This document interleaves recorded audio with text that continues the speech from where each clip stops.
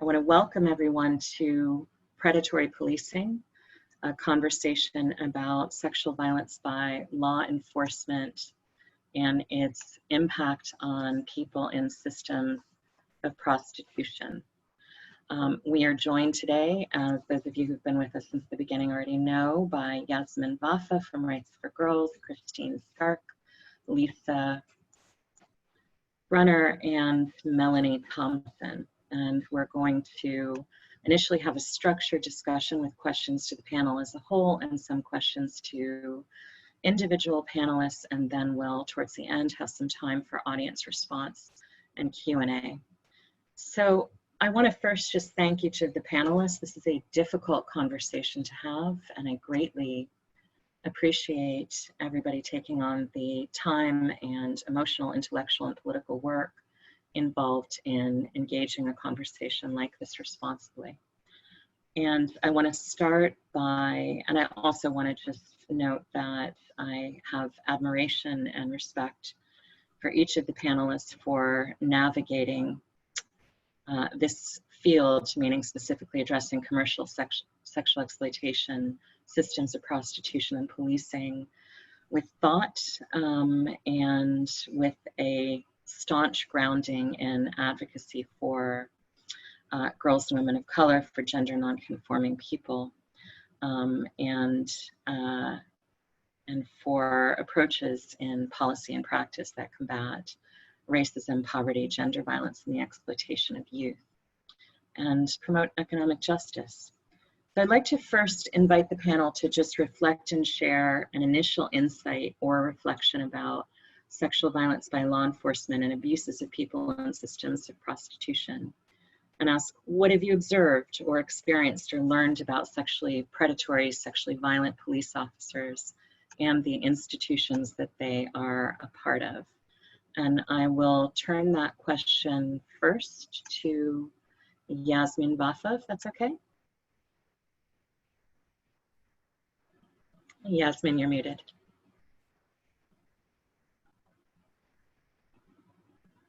Are you not able to unmute? Okay, 1 second. Let's make sure all of our panelists can communicate. There we go. Thank you, Beth. Okay. So, this is an issue that we often confront in our work and advocacy at Rights for Girls. I will say that from our work with survivors of gender-based violence and particularly sex trade survivors, whether they be children or young adults involved in the commercial sex trade, they have virtually all had encounters with law enforcement, the vast majority being negative encounters with law enforcement, and unfortunately, oftentimes violent encounters with law enforcement. And so this is an issue that we confront in our daily advocacy on behalf of survivors of sexual violence, and something that really needs to be addressed in the conversations that we're having around safety and justice, particularly when we talk about young girls and women of color, because it's clear that in many instances they are targeted by law enforcement because of who they are, because they're the least likely to be believed if they come forward. And there are so many barriers to accountability when it comes to being victimized by law enforcement. So this is really an issue that we confront all the time and is all too familiar to us in our work. Thank you, Yasmin. I next want to invite Christine Stark to address the question. Yeah, I was used in organized family-based sex trafficking, a sex trafficking ring that operated out of Minnesota and elsewhere. And my first experiences with predatory police were as being raped by them in this ring. So my experiences and the experiences, or many of the experiences that I've heard from other women, girls, and boys, transgender people, is that the police are in some way, shape, or form, or some of the police are in some way, shape, or form a part of the sex trafficking ring, or they're buying people in prostitution and sex trafficking, or they're using their power and their position in order to further harass and sexually assault people who are in prostitution and sex trafficking, including things like, arresting a woman and then filming her in the backseat while he sexually assaulted her.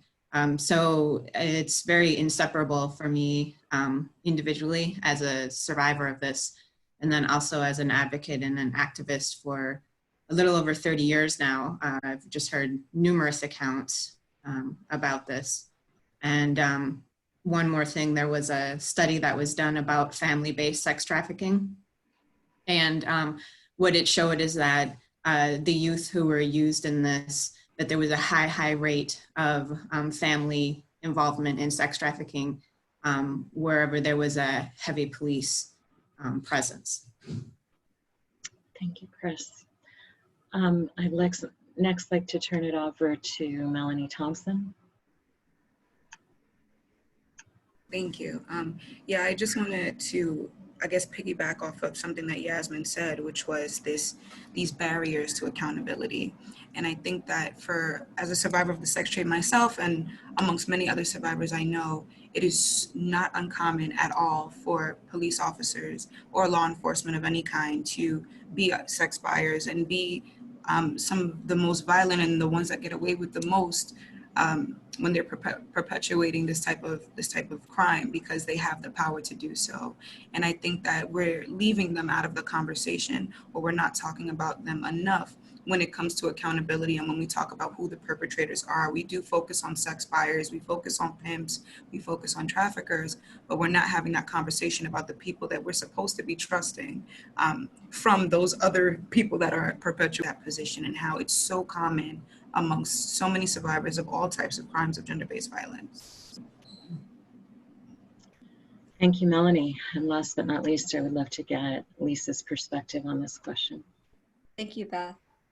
So, in the context of looking at rural America and also looking at our tribal nations and Alaska Native villages, the level of predatory police, the sexual assaults, and their role in sex trafficking is really quite alarming, and has been for quite some time.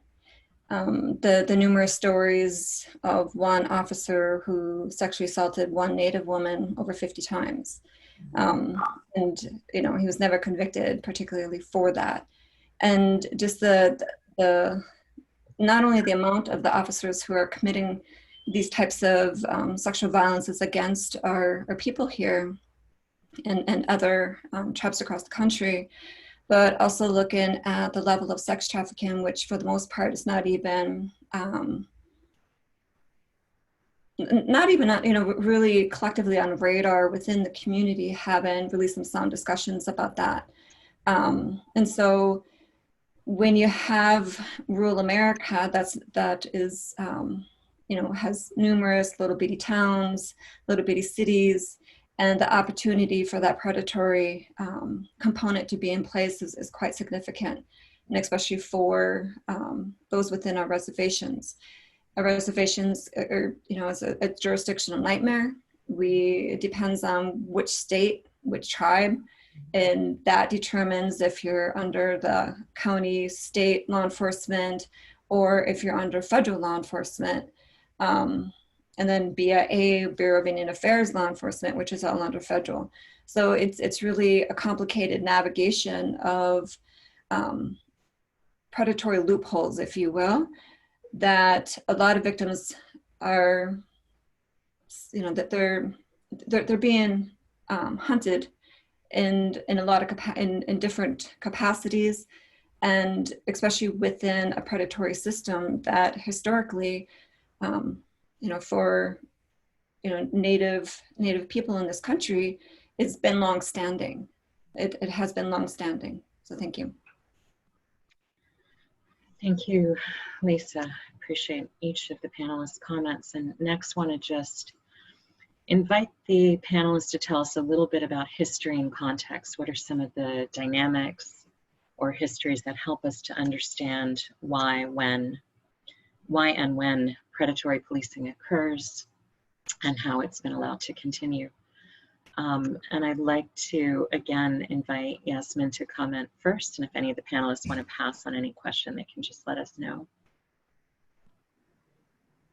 Sure. I mean, I think one of the really important things that we're witnessing right now in this movement, you know, where conversations are being had around defunding or even abolishing the police and prisons, is people are actually going back and looking at the history and trying to understand the institution of policing in this country and the ways in which it's directly stems from or intersects with racist systems and systems of oppression. You know, we are having conversations at last around how policing in many ways evolved from slave patrols, right? This history is really important to providing the context of who's disproportionately impacted by police violence, particularly sexual violence, who gets to be seen as a victim of crime, and how victims are able to access, you know, safety and accountability. So I think one of the things that's been very inspiring to see right now as these really important conversations are happening all across the country is this effort to go back and really examine the history of this institution and really understand the ways in which that historical legacy is a continuation of, you know, systems like colonization and slavery, and how it helps perpetuate and enforce things like white supremacy, patriarchy, misogyny. So I think that that's one of the promising things that we're seeing, and it certainly helps explain the dynamics that, you know, my fellow panelists have just described. Thank you. I'd like to hand it off to Melanie next. And again, Melanie, invite you to engage the question of history and context, what helps us understand where this phenomenon comes from. Yeah, absolutely. Yasmin really hit my point on the head. You have to, in order for you to fully understand how police become predatory in this particular sector, in prostitution and the sex trade and gender-based violence, you have to automatically look at the intersection of racism and misogyny to see how historically, when a police officer's job was slave patrol, recognizing that there's racial inequities and racial inequalities all throughout slavery, and then seeing how that translates into a system like prostitution, where we're talking about how it disproportionately affects Black and brown people, and the people who are perpetrating are disproportionately white men with disposable income, and they have that leverage and that privilege. You can see how it traces the historical context, travels and transfers, I should say, into what we're seeing now as a modern day system. And I agree with Yasmin that because of everything that's been going on now, and because the country is having conversations about defunding and abolishing, now people are starting to, sorry, I live in a building, so you probably hear outside, but you know, people are now starting to look at, you know, have these questions and really dive into what the history looks like. And for many people, that was never a thing. People weren't diving into the history to see those intersections. And I think now, as these things are happening, these intersections are becoming more clear for people who haven't delved into the history before. Thank you, Melanie. I want to hand this question off to Chris Stark next. Yeah, and I think it's also important to root it in European, I mean, that's kind of a broad term, I guess, but European and Christian culture and values, and to even bring it back to the papal bulls and the doctrine of discovery that said that the lands and the people living on lands in Africa and on what is now called the United States, or you know, what was or is called Turtle Island by indigenous people of this area, and that the people and the lands were meant to be dominated, and the people living here were not actually people. They considered us to be more akin to wild animals, and so to look at that idea of manifest destiny as it created colonization and you know, the attempted genocide of the indigenous people of this land, and how that was carried out, because it wasn't carried out, you know, without a significant amount of violence and disease and rape of indigenous women and girls being central to that, including Christopher Columbus reading his own journals. And one of the first things that he and his men did was to capture murder and enslave the indigenous people of the Caribbean.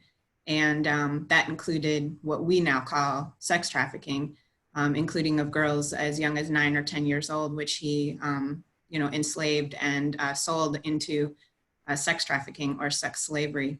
And the institutions of prostitution and sex trafficking were then brought over from Europe and from their cultures, their values, and Christianity, of course, being a central way that those cultures and those values were brought and influenced into this area. Prostitution, brothels, sex trafficking were central to that. They were here from the very beginning. They were a central part of the 13 colonies. And I could provide a lot of examples of men like George Washington engaging in, wiping out an entire native village, but keeping alive the younger women that he and his men then raped and then killed in a most shameful manner. I mean, there's just like example after example after example of that.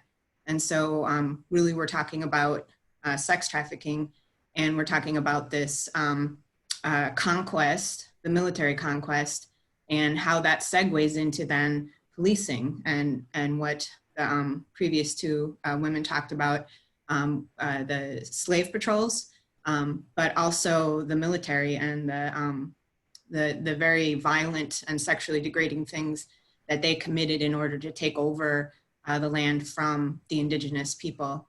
And that just segues us right into the police and the criminal justice system, of course, which is not designed to protect people of color, and certainly not designed to protect women and children of color from sexual predation. Thanks so much, Chris. And last but not least, I want to invite Lisa to weigh in on this question: how can we better understand predatory policing by looking to history and social context?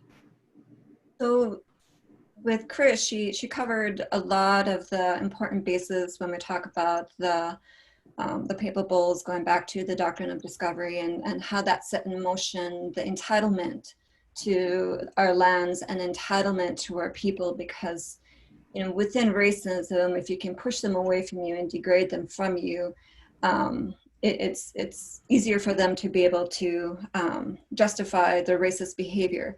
And so if you look in the doctrine of discovery, it talks about how we're being equated to savages and heathens and things in that context. So they already came here long before 1400s with the mind frame that anybody who wasn't Christian were that.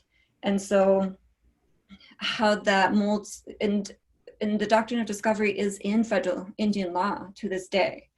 And so that it still has a role, what it was in the 1400s, it's still being applied in US federal law today, and how they deal with our tribes and our land bases. And if they can deal with our land bases, then it's equatable to us as women, because they see our land as of a domination, of entitlement, as they do our women.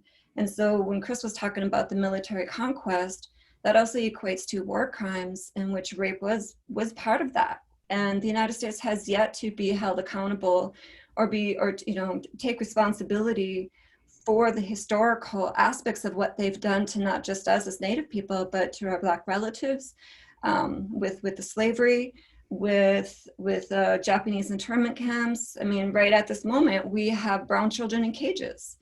And so, that historical context hasn't changed one bit, because here we are with brown babies in cages. And where are they going? They're being, they're disappearing in that context.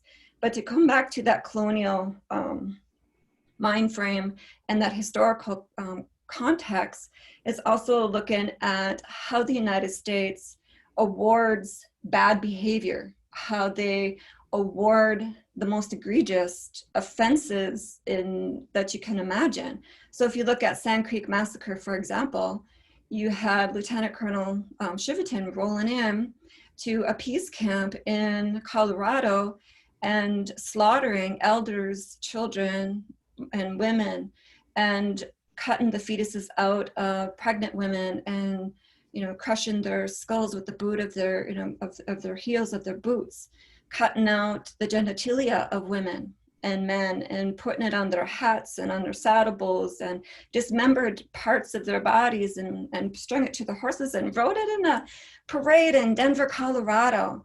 And the United States awards them. They get medals for such atrocities. And unfortunately, when we look at how does that bleed into then with predatory police, is that we see officers who are committing rapes, who are murdering, who are doing these atrocities.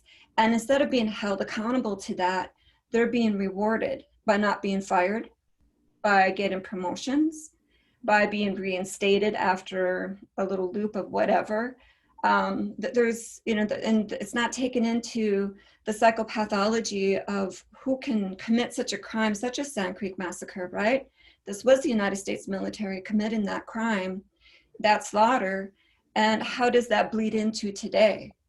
And with our militarized police, you know, so when we're talking about defunding police and how do we use that money going into social contexts and social programs, how do we look at also defunding the militarization of our police?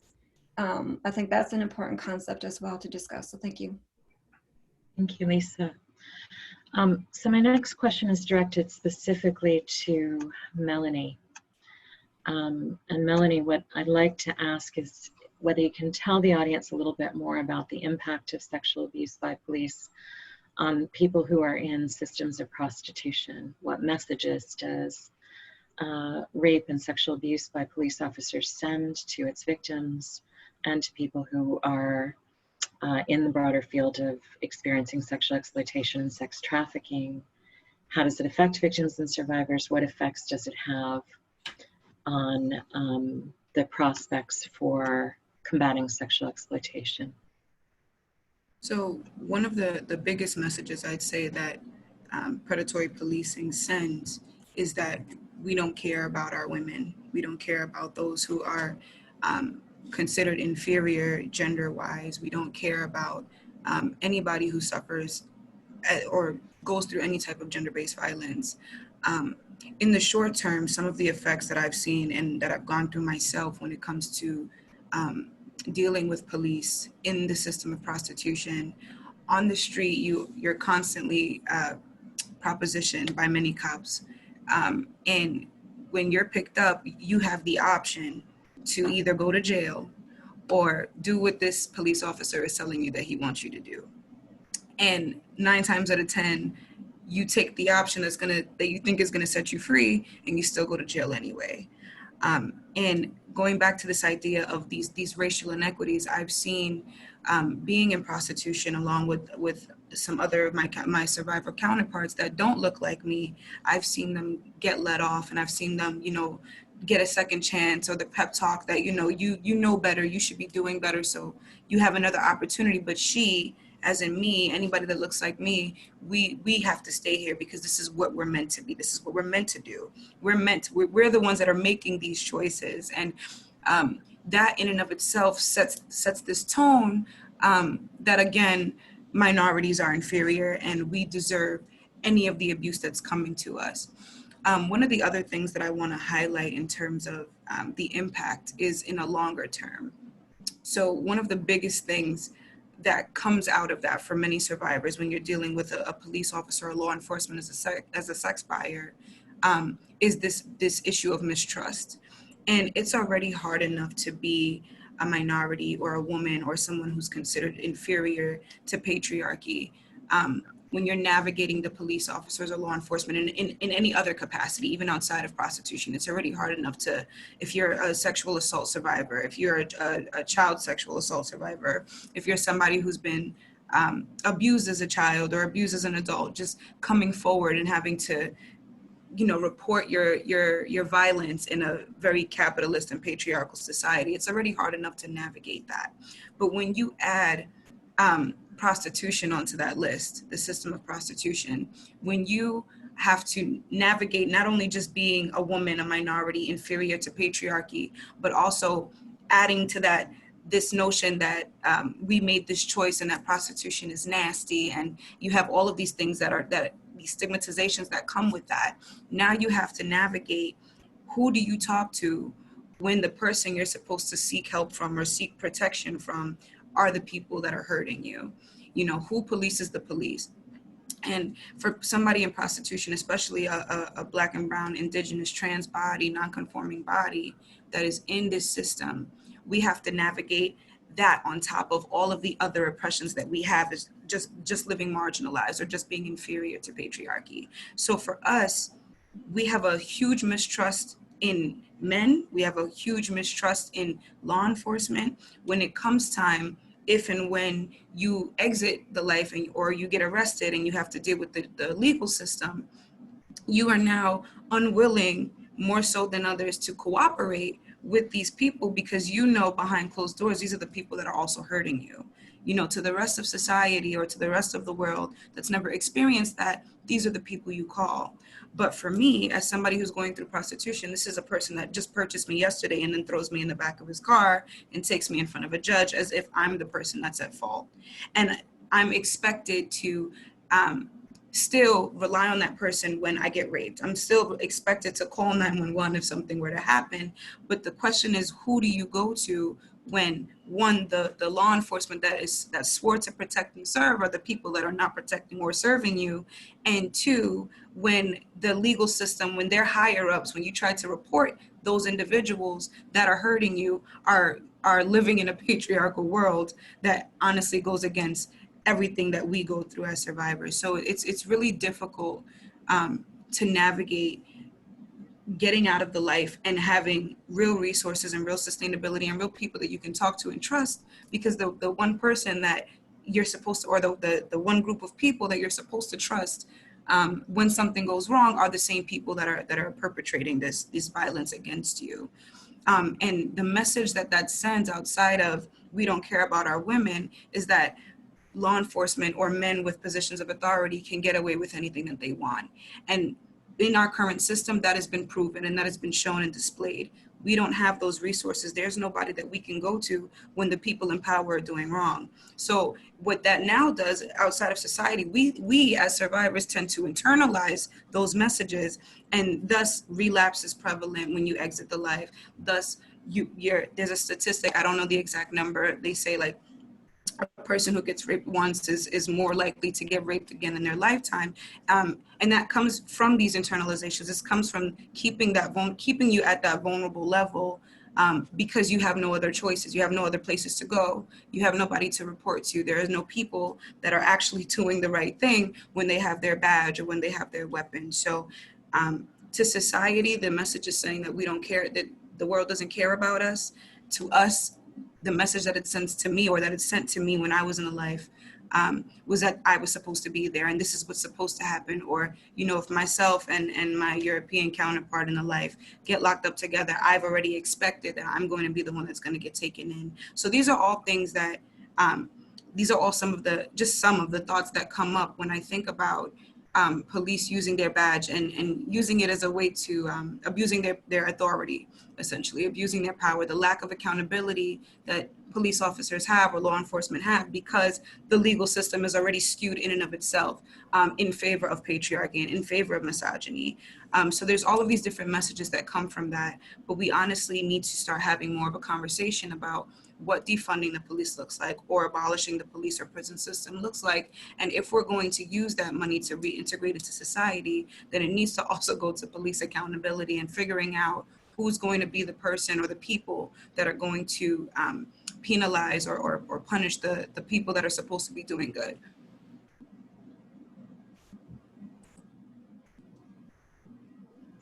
That's a really helpful point of transition. And the next question I'd like to pose to the panel and invite Melanie to stay with for a second, then we'll hear from everyone else, is what are some of the challenges in holding law enforcement accountable for sexual violence? One of the biggest challenges, in my opinion, is the fact that it's a patriarchal system. And because the system is patriarchal, again, it goes back to the intersection of misogyny. Women, women or women identifying people have always been seen as inferior or second class to men. And because there are more men holding positions in the legal system, and because many of the judges or the people that are supposed to be dishing out these penalizations are the sex buyers, are the perpetrators themselves, they're going to do everything in their power to get away with what they want. So that, to me, from what I've seen, so many of the police officers that abused me when I was in the life ended up getting away with it because they had the power to go and change the statement or make you say that you need to write this down and this is what happened, telling you like this is the story that you're going to go with or you're going to get in trouble. And because society and the legal system have proven prior to that they can get away with it and that they won't take your word for it. And because I'm a woman and because women are inferior and because anytime it comes to gender-based violence or sexual violence, we're always questioning the person who was hurt and not the person that was doing the hurting, I'm already at a disadvantage. So they have the resources and the power and the people to back them up to continue to go with whatever narrative they choose to give when it comes to me, when it comes to anybody else that's been exploited in prostitution.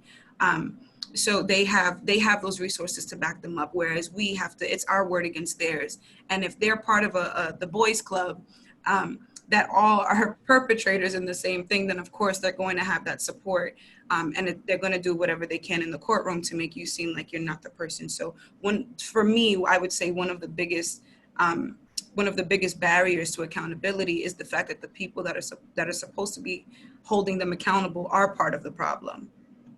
And that's, one of the most basic problems that we deal with, because prostitution and sex trafficking are about power, about privilege, they're about who has the power. It's predominantly white professional straight men in the United States who are buying and selling women and children for sexual abuse, for rape. And they're in these professional positions, whether it's the police or whether they're social workers or whether, they're priests or teachers and coaches and so forth.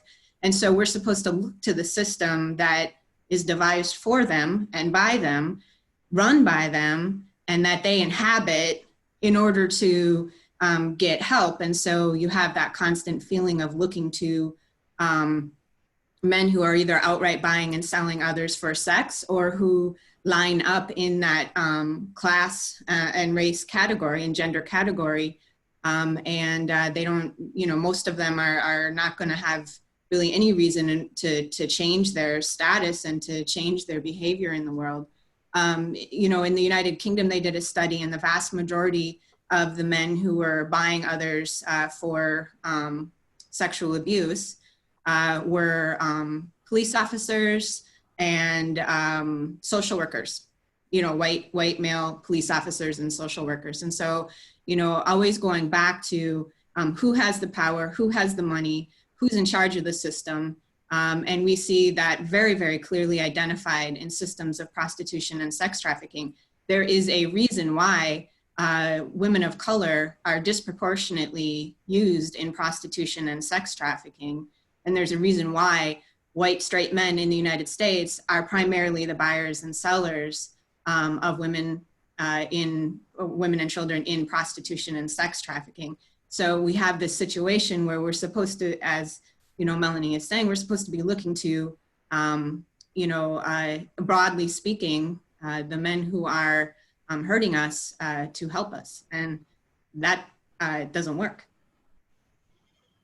Just to piggyback on some of the conversations that are being had. I mean, I think some of what we're basically talking about is a culture of impunity, right? So we're talking about the fact that law enforcement are complicit in these types of violent behavior, but that they know that they're not going to be held accountable. And so what are some of the tangible ways that they're not being held accountable? Well, we know, for example, that prosecutors across the country rely on law enforcement to have successful prosecutions, right? So that close relationship between prosecutors' offices and law enforcement is a tangible barrier to accountability and to holding, bad acting police officers accountable for the crimes that they commit. We also know, and this is an issue that a handful of more progressive DAs have been raising, particularly in California, around the fact that DAs actually get money. Their campaigns get funding from police unions. So that's, you know, whether you want to talk about that as a perceived conflict of interest or an actual conflict of interest, that's a huge problem. If the police unions are funding your campaign, that's going to make it very difficult for prosecutors to pay attention and to actually, you know, dig deep into holding law enforcement accountable for these types of crimes. And then, of course, we know that there's so many actual laws and doctrines that have been put into place over the last, you know, generations that basically help uphold this culture of impunity, whether it's things like qualified immunity, whether it's the fact that most states throughout the United States still allow police officers to have sex with individuals in their custody, even though I think we can all agree that there can be no consent, right, when you're in law enforcement custody. And so, you know, that was a big case that kind of blew that issue open, was the young girl in New York, Anna Chambers. She was basically, I think she had just turned 18, and NYPD raped her and basically said that it was consensual. And that's something that happens, I think, in over 30 states. So, you know, it's a problematic culture. We know, you know, as advocates, that law enforcement are disproportionately, you know, committing acts of family violence, domestic violence, sexual assault, right? So it's this misogynistic, toxic masculinity that we talk about that breeds this type of behavior. And then unfortunately, as you know, everyone has really emphasized, there have been these tangible ways that that accountability is impossible to achieve. Thank you, Yasmin. Thanks to the panel. I want to next pose a question specifically to Lisa. Let me just spotlight Lisa on our video. Lisa, can you tell us a little bit more about how Indigenous communities navigate being subject to multiple different law enforcement systems, federal, municipal, and tribal policing? How did the presence of these different levels of law enforcement bear on the problem of predatory policing? So with the complexities, with the jurisdictions and the multitude of barriers that come with it, it creates lawlessness, if you will, within Indian country, within Alaska Native villages. And when we look at who these predators are, if they are non-native, our tribes do not have criminal jurisdiction over them. So that falls on the feds and or state to respond to these whether sexual exploitation, sexual assaults, in order for them to pursue an investigation and you know, take it to court. And with the Government Accountability Office, for example, so there are currently over 570 plus federally recognized tribes in the country. And the Government of Accountability Office looked at tribes that are called non-public law 280. So those tribes are under federal jurisdiction. So that's FBI, Bureau of Indian Affairs, okay? Federal courts, federal prosecution, federal prisons. And what they denoted is that I believe it's like 97% of the sexual assault cases that go to the feds for prosecution are declined. And so when we're talking about what is the impact on victims then, not just victims, but also, you know, what does that tell the predators? So the victims are, go ahead and report, nothing's going to happen. And to the predators, we're not going to touch you. So continue to be serial rapists, continue to be these traffickers, because the tribes can't touch you and we're not going to touch you. So go ahead and rape and be the predators that you are with impunity. And the level of the bureaucracies of victims trying to navigate a system is really complicated. So this is where it takes skilled advocates to be able to help navigate this system. To, you know, where do you go? How to report it? You know, where does it fall? I mean, there's even parameters of if they're native, then the tribe has jurisdiction. Well, just so people know that, how do we address, you know, violent crimes within tribal communities when the United States has imposed our sentencing authority under the Indian Civil Rights Act of, I believe it's 1953 or 1958, 1 year and or $5,000 fine and or both for murder, for rape. That's it. So the Tribal Law and Order Act passed and was signed into law by President Obama in 2010, increased our sentencing authority for 3 years and or $15,000 fine and or both. And keep in mind that this was amended previously from 6 months and or $500 fine and or both. So, which is drastically far less than state sanctions or you know, state convictions, right? And what can be imposed on them, you know, continues to create this atmosphere that we are more accessible, we as Native people, and can be victimized more, and you know, and nothing really is going to happen to you, whether you're Native and or non-Native. And so the you know, the jurisdiction just, it creates insurmountable amounts of barriers and complexities for victims. And, you know, without a doubt, you know, we have an infestation, if you will, of serial rapists, serial killers, and those who sexually exploit our people, especially our women and children. Now, for example, on our reservation for White Earth, our reservation is 1,300 square miles, and it encompasses 3 different counties. We're in what's called Public Law 280. So we are technically under the state jurisdiction. And so we have law enforcement compact agreements in place. And in this law enforcement compact agreements between our tribal law enforcement and the county law enforcement, it denotes who has control of the crime scene. So right now we are in the crux of, you know, beautiful seasonal weather. It's summertime, and we have resorts because Minnesota is considered the land of 10,000 lakes. So we get inundated with a bunch of people from all over the country and from the cities who come and to the resorts and things like that. So in these particular resorts, it's the county who ensures that they have jurisdiction, that they have control of the crime scene, not the tribe. So when we think about how does money play in the factor of sexual exploitations, how we start looking at these systems, because quite honestly, we can't have sex trafficking as the 2nd largest multi-criminal billion-dollar industry in the world without nations, countries, states actively participating, okay? They are actively participating, and you know, you just pointed out, Yasmin, that you have the police union, helping to donate to a prosecutor's campaign. That's significant, and how we really need to be looking at not just predatory police, but how do we look at predatory systems? Because this is a very archaic system. I refer to it as colonial patriarchy, because within our culture, we have matriarchy and patriarchy that were imbalanced. So patriarchy is not necessarily, in the realm of all bad. Colonial patriarchy is, however, when it is about having entitlement, control, power, all of these things that create an imbalance in which they use that to harm, people that they oppress, right? Women, children, people of color, non-conforming genders, our GLBTQ communities alike. So it's huge when we think about the level of complexities and who should be watching them.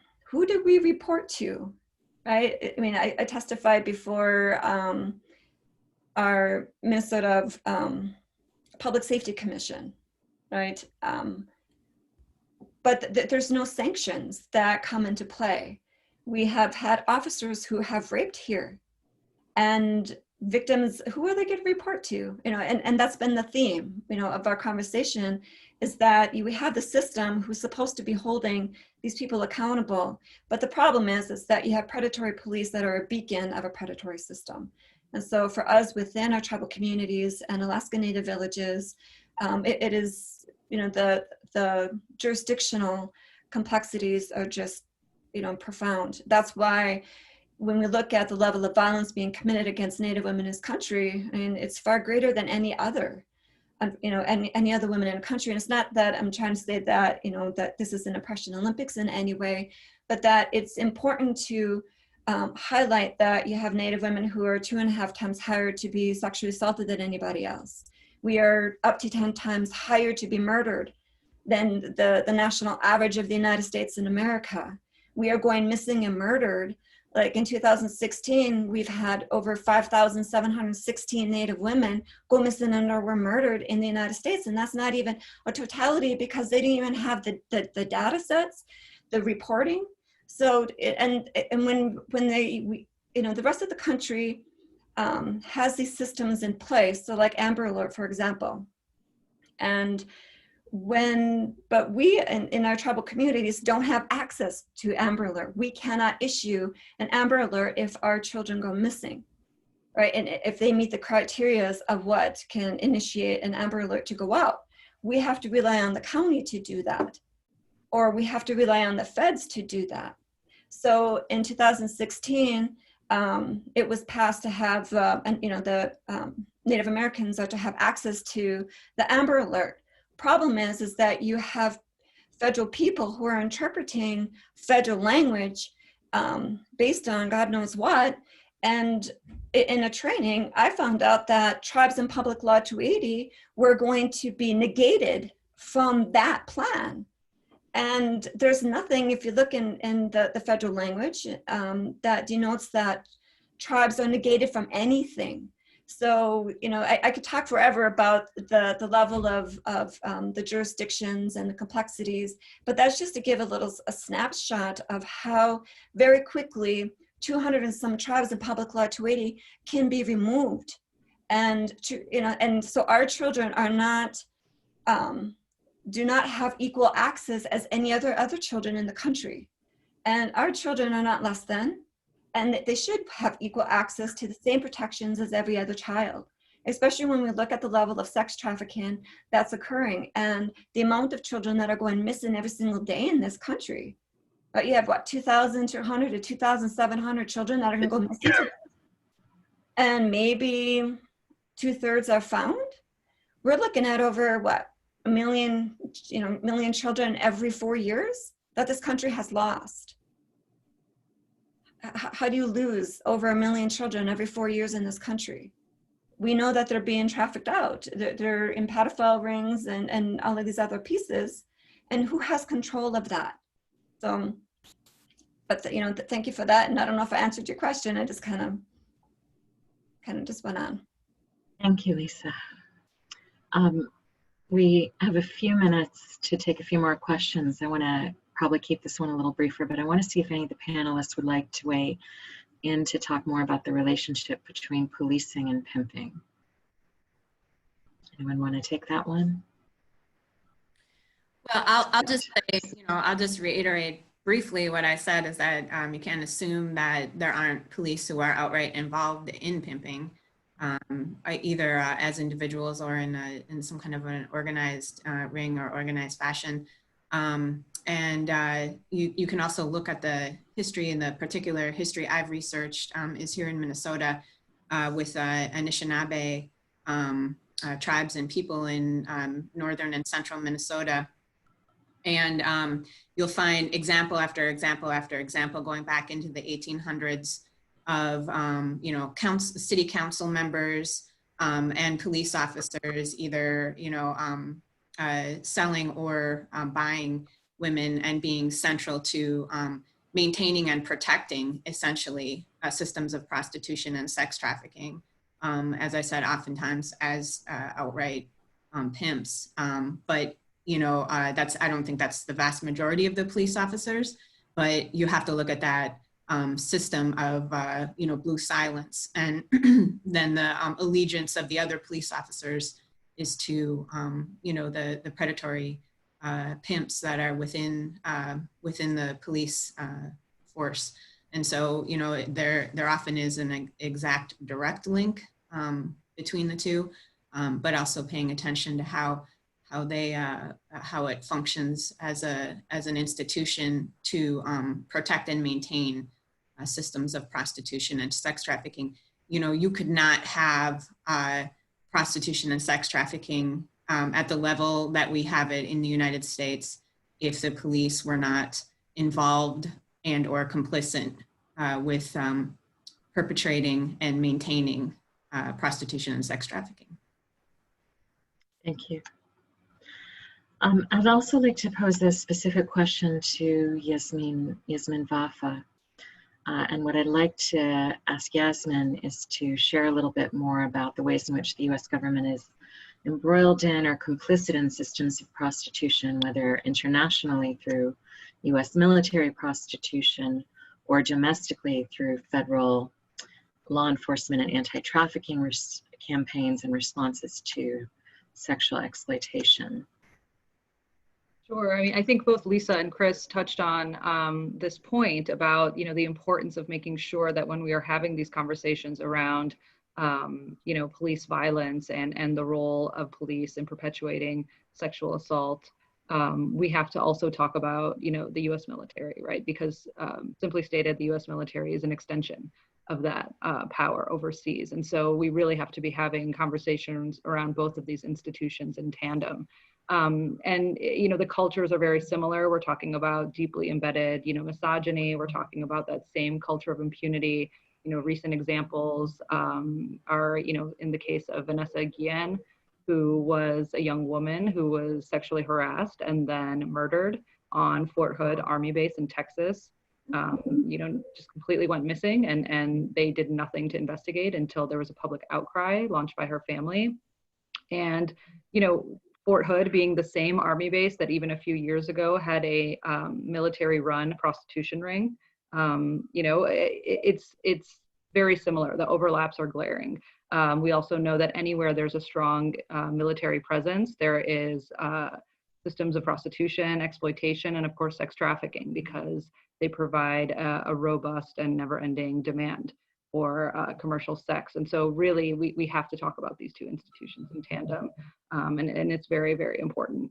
But one tangible example, again, about how federal law enforcement can oftentimes be complicit in upholding exploitative systems is an example that came to our attention from a number of survivors that mentioned that there was this cooperation and essentially a partnership between federal law enforcement at the Department of Homeland Security and ICE, and a coalition known as COAST, or Club Operators Against Sex Trafficking, which is essentially a coalition or network of strip club owners and operators. And the partnership consisted of, this agreement that they were going to be providing trainings to strip clubs all over the country and help them spot and identify signs of sex trafficking, which to anyone who kind of works on these issues will immediately realize how ludicrous that is, because obviously so many strip clubs are aware of the signs of sex trafficking and exploitation. They are oftentimes complicit. And certainly, in this case, it was very alarming because no one at DHS was ever able to comment on how many victims were ever identified as a result of this multi-year ongoing partnership.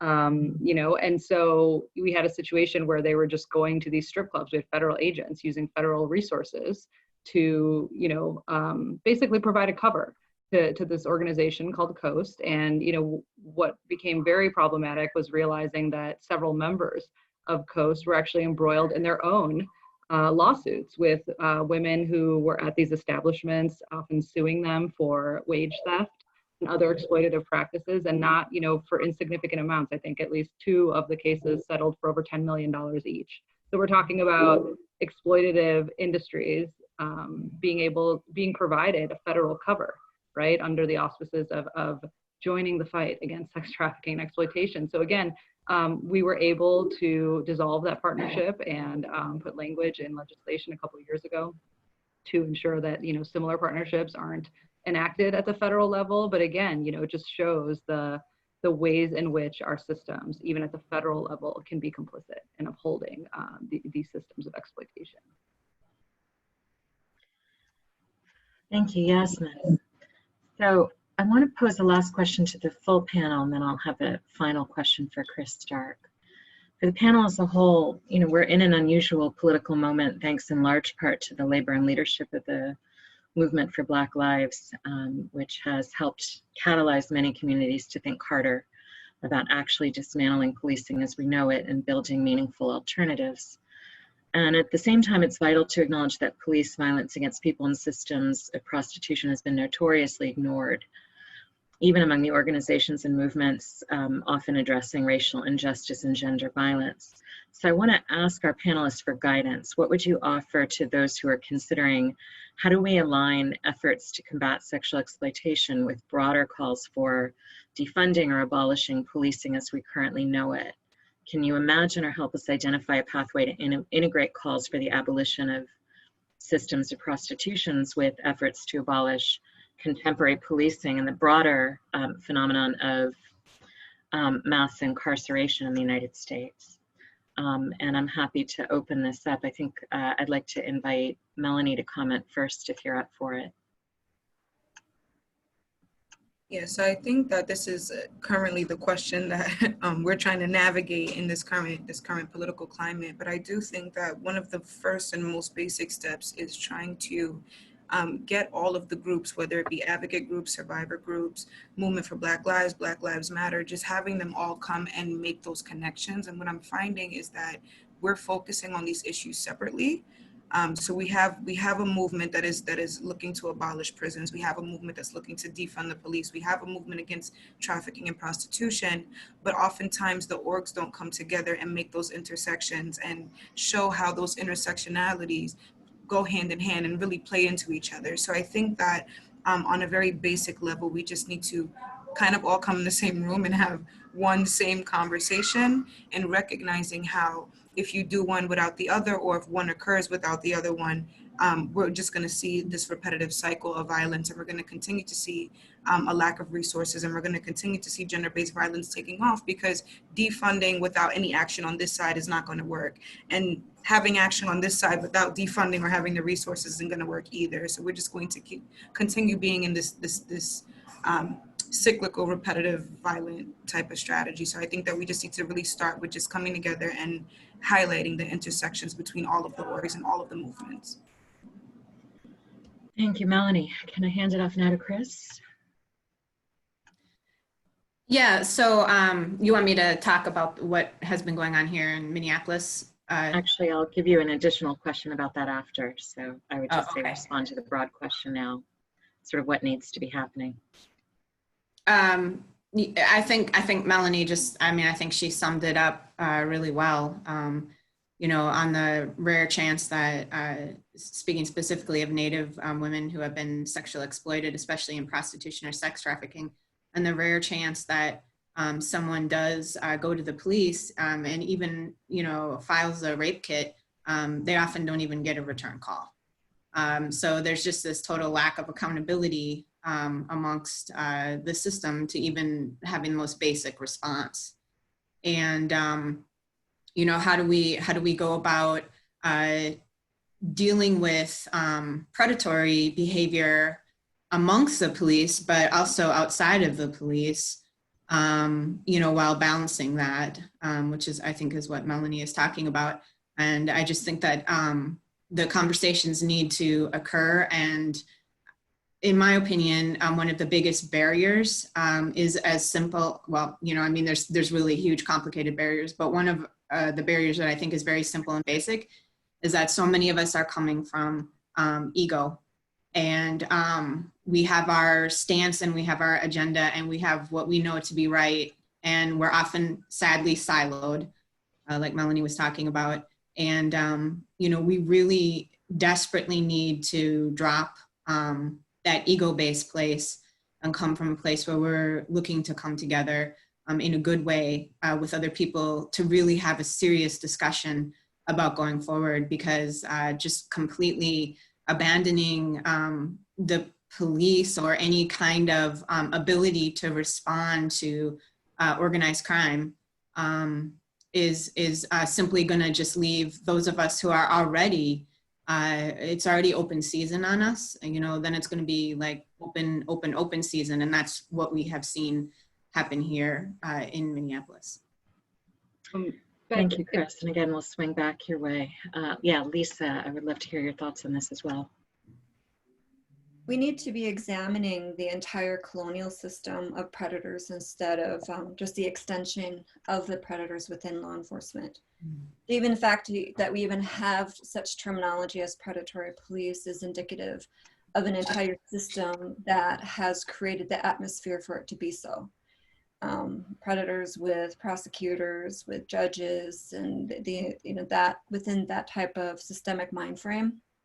And the other piece is again, thinking about that the historic act that occurred at with the Sand Creek massacres, and there are numerous massacres that have occurred historically here.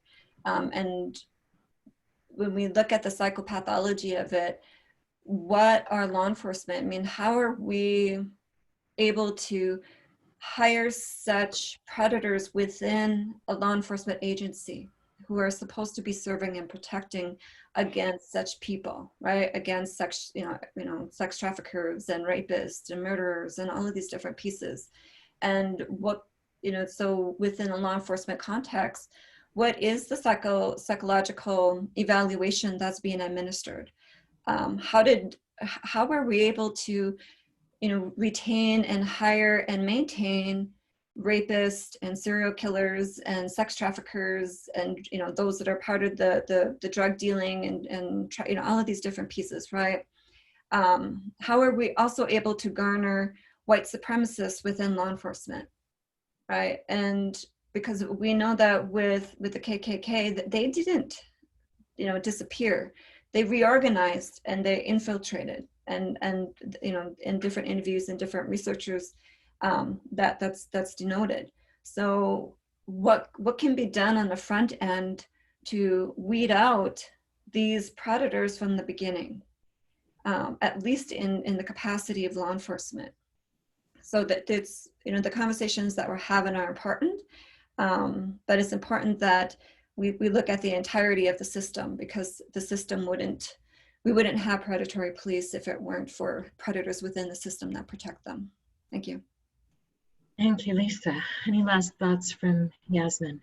Yeah, I mean, I want to go back to what Melanie was saying around, the kind of the parallel movements around abolishing prisons and abolishing, the system, abolishing the sex trade. I actually think that these two movements are completely compatible. And I think, obviously they're siloed movements, but I think that they're absolutely compatible, because what we're talking about is abolishing all oppressive systems. There's a reason why, the activists that are pushing for moving beyond mere reforms, right? Moving beyond mere criminal justice reforms and incremental change, because they see and recognize that it's not enough to simply reform oppressive systems, that they ultimately have to be abolished and reimagined and in a way that centers, right, marginalized people. And I think that when it comes to the sex trade, we have very similar views. What I don't understand is why many of the activists that are calling for abolition of prison, largely because it's a violent, oppressive system rooted in white supremacy, it has historical roots in slavery, why those same activists are often the same people who are happy to stop at harm reduction and reform when it comes to the sex trade. Oftentimes they're individuals who promote what we call full decriminalization of the sex trade, which, I don't think many people realize actually calls for the repeal of all laws governing the sex industry, which would decriminalize and repeal laws against purchasing, pimping, pandering, brothel keeping, in addition to obviously repealing the laws against selling sex, which we support. So I think these movements have a lot to gain from each other, and the conversations need to happen, the silos need to be taken down, and I think we need to just understand, if we're talking about prison as an extension of slavery for Black men and boys, then we need to understand the sex trade as an extension of, slavery and the fancy girl trade for Black women and girls and Native women and girls, right? In many ways, it's a continuation. It's also a violent, oppressive system rooted in white supremacy, patriarchy. And so I think it's really important to have these conversations in tandem and to learn from each other and understand that they're not contradictory, they're actually very complementary. And that if we are going to be so aspirational as to imagine a world without police and prisons where there is community accountability and safety and justice for all of us, then I think we can be so aspirational as to imagine a world where women and girls and people of marginalized genders are not forced to have sex to survive, So, I mean, I think, you know, I'll just leave it at that, but I think they're completely compatible, and my hope is for us to tie them together. Thank you, Yasmin. That was beautifully put. I want to give a closing question to Chris Stark. And Chris, I know that you've been living in Minnesota throughout most of your life and live in Minneapolis now, so you've been on the ground during the immediate aftermath of the murder of George Floyd by local police and have been witnessing and experienced local changes as your municipal government has made an announcement that the local police will be defunded, an announcement that many progressive organizations have heralded as a victory or sign of progress, though I note that it does seem like that announcement was not coupled with any consultation with local Black leaders. So I'd like to ask you if you can tell us more about the local scene in this Twin Cities, Minneapolis and St. Paul, and some of its implications for addressing racism and sexual violence and gender violence broadly, and for our discussion here. Yeah, and I think this is where, you know, what I was talking about with the ego and coming out of these places where we want to push our, you know, piece forward and only our piece, and we're going to, you know, push that forward without consideration of different viewpoints, including different viewpoints from within quote unquote marginalized communities, has added to the chaos and crime sprees and shootings that have increased substantially during the after the murder of Mr. Floyd, and then continued on for, that was 2.5 months ago. And I just want to read a few statistics taken from an article called The Causes of Minneapolis Summer Crime Spree from the Southwest Journal. And when compared to the 4-year average from 2016 to 2019, the Minneapolis Police Department year-to-date data indicate that burglary is up 82%, auto theft is up 105%, robbery is up 43%, aggravated assault is up 39%, total property crime, which includes burglary, larceny, theft from vehicles, auto theft, and arson, is up 17%. And then citywide, at least 288 people have been shot as of July 27th, which is 72% higher than this time in 2019. What we're not hearing about in the mainstream media, and what Native people, Native community, and Native advocates in particular know about, is that Native women and youth have experienced incredible rates of homelessness with the pandemic, being removed from a large hotel and then being targeted and preyed upon by drug traffickers and sex traffickers. And that's why when I was saying earlier that, like, you know, marginalized groups that we might say it's, you know, and I hate to say this, but I think it's very true, it's open season. Now I don't know what even to call what has happened in the last 2.5 months to Native women and youth, especially homeless Native women and youth in the Minneapolis and St. Paul area.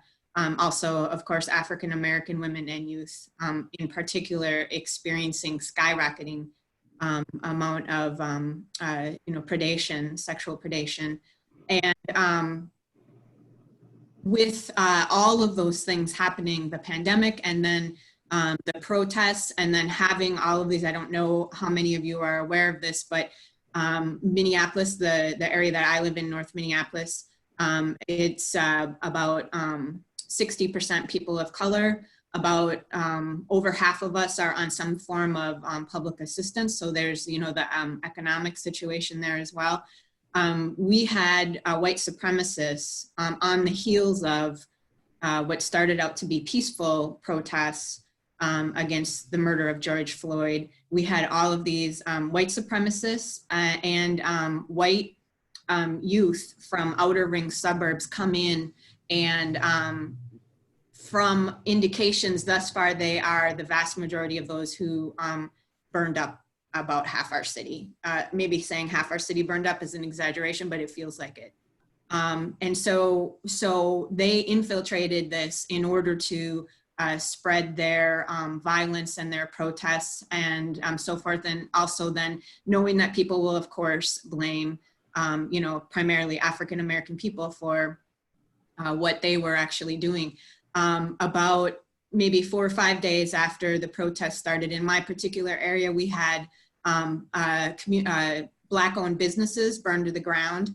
We had no response from fire. We had no response from police. It was like almost constant fireworks, gunshots, people running around shooting off guns, like white men shooting off their guns out of their trucks, driving around in our area, leaving Molotov cocktails in people's yards because they had other plans for this, leaving bricks tied together. I mean, it was just absolute mass chaos.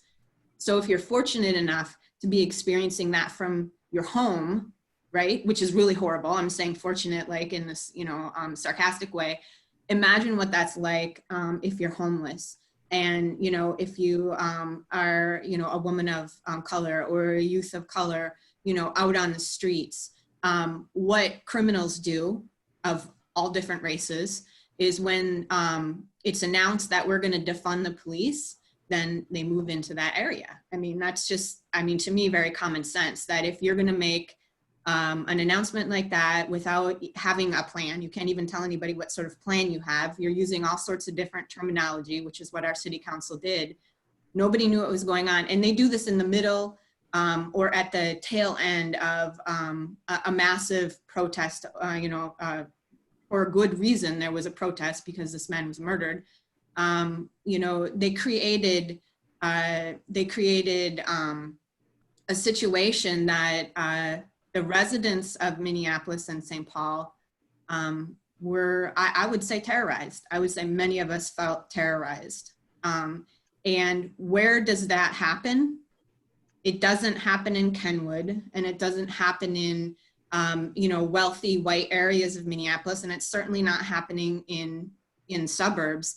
It's happening in the communities that are already dealing with all sorts of marginalizations, and it's happening in communities of color. So right now we are sitting in a situation where you go into the suburbs and it's like not much of anything happened.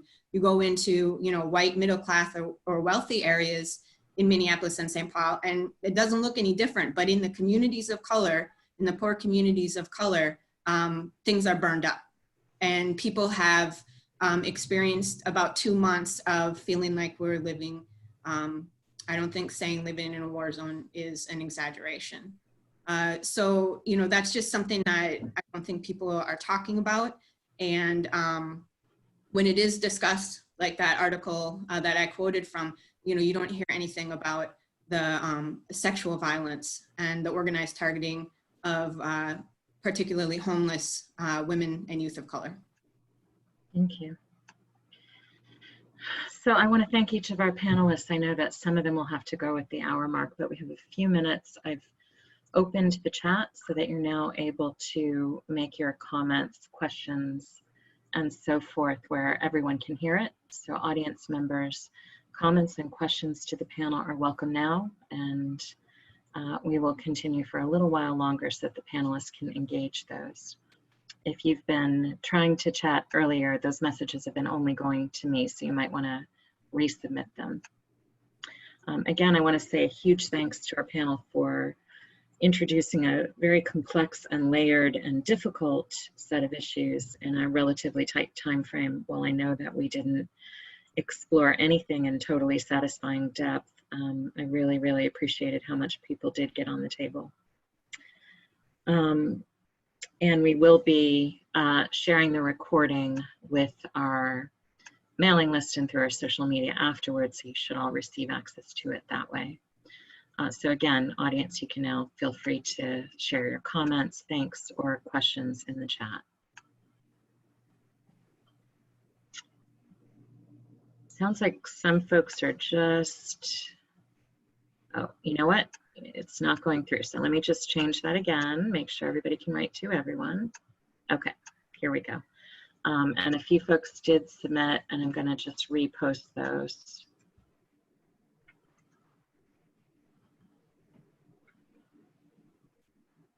Okay, good, chat. comments are coming through now. And if anybody doesn't see yours, please resubmit it.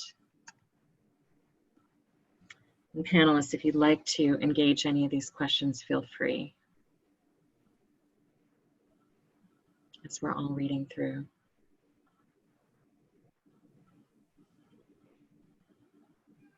Lots of thanks from our attendees. I see questions. See, there's one from Beth. Oh, Melanie is trying to respond and can't unmute. Let's get her unmuted.